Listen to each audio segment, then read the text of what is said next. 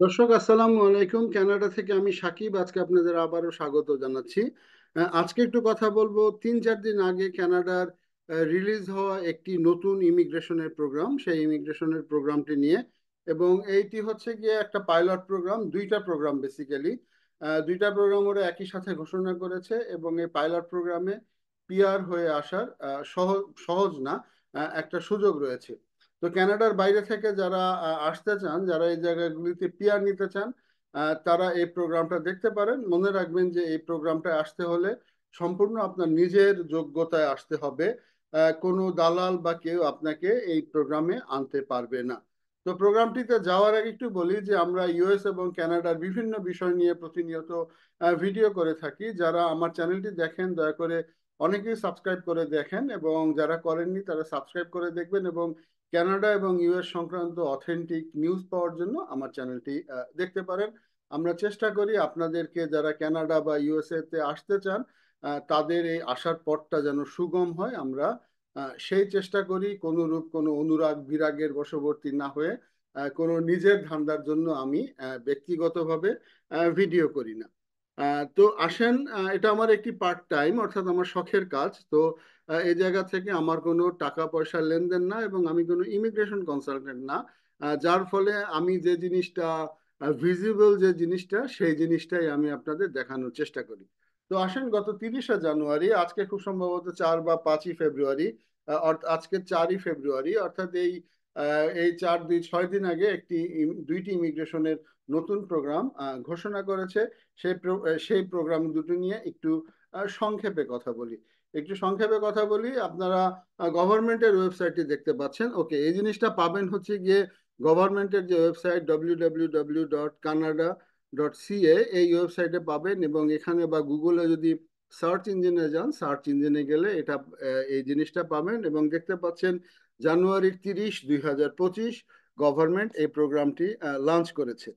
এবং একটা হচ্ছে যে রুরাল প্রোগ্রাম, এই রুরাল প্রোগ্রামটা হচ্ছে যে কানাডার কিছু কিছু ছোট ছোট শহর আছে।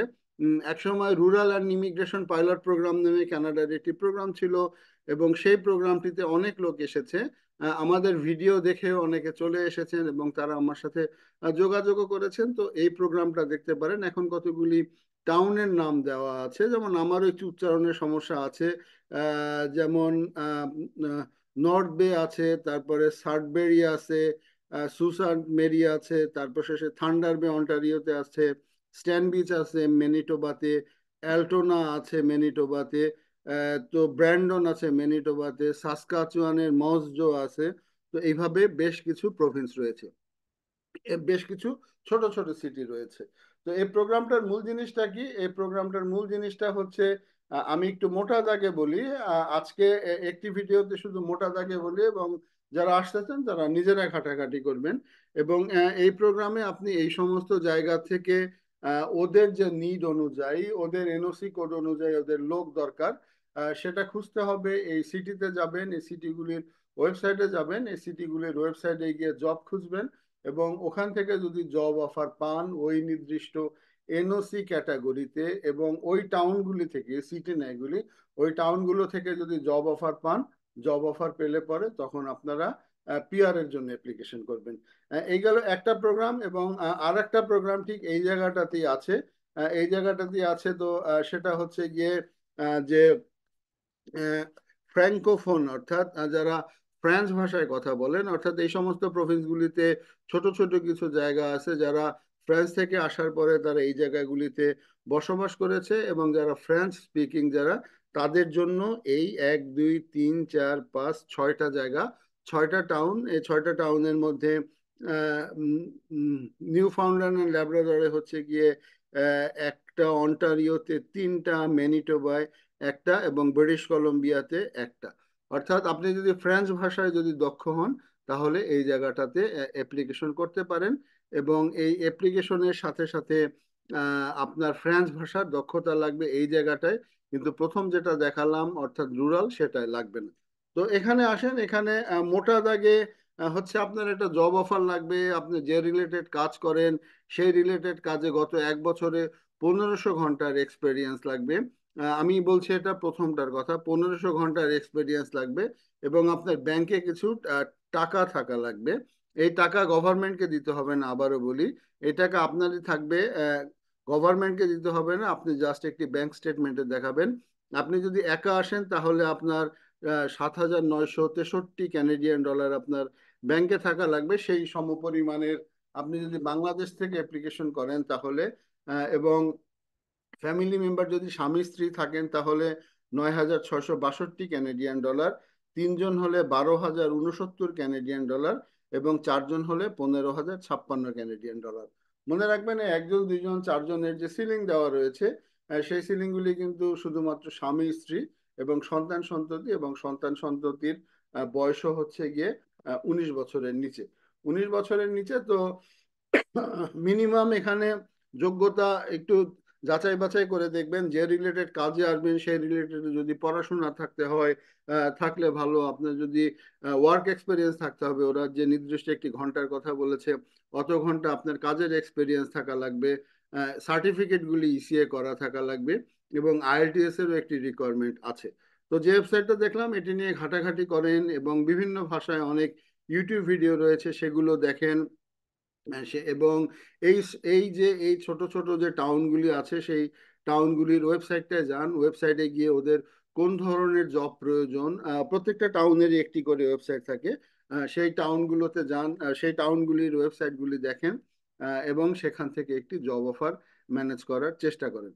এবং চ্যালেঞ্জ হচ্ছে যে জব অফারটা পাওয়া। আর মনে রাখবেন যে এইসব প্রোগ্রামে হাজার হাজার লক্ষ লক্ষ লোক নেয় না, অর্থাৎ বাংলাদেশ থেকেই যে 50,000 লোক নেবে বিষয়টা তেমন না। হয়তো একটা টাউনে হার্ডলি 30 বা 50 জন লোকের প্রয়োজন হবে, বা 100 জন লোকেরও প্রয়োজন হবে না।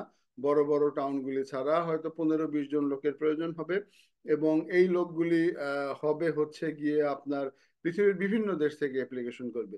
পৃথিবীর বিভিন্ন দেশ থেকে অ্যাপ্লিকেশন করবে এবং মাথায় রাখবেন যে ওইসব টাউনে যারা আছে তাদের আত্মীয় স্বজনরাও কিন্তু অ্যাপ্লিকেশন করবে, কারণ অনেকেরই দেখা যায় যে ওই টাউনে ব্যবসা রয়েছে, সে তার আত্মীয় স্বজনদের জন্য হয়তো চেষ্টা করবে যে তার ব্যবসাতে দেখিয়ে এই টাইপেরও কিছু কিন্তু নেপোটিজম থাকবে।